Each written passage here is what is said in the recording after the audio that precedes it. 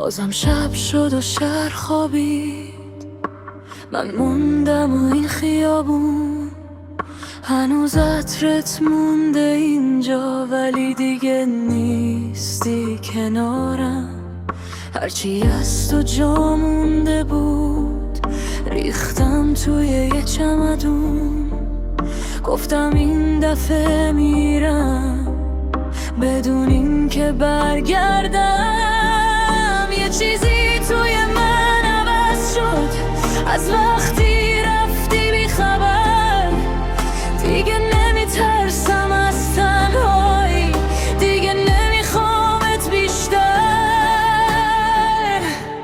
بعد تو من هنوزم زندم، هنوز میخندم، هنوز میخونم.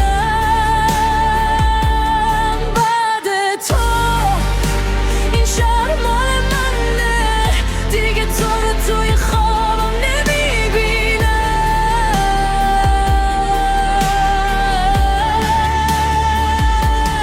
بعد تو قلبم آرومه، حتی اگه شبام بارونیشه.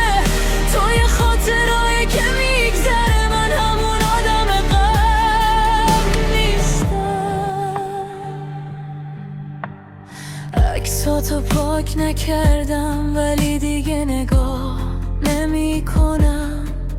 اسم تو اگه بیاد یه جایی دیگه قلبم نمی لرزه. یه زمانی فکر می کردم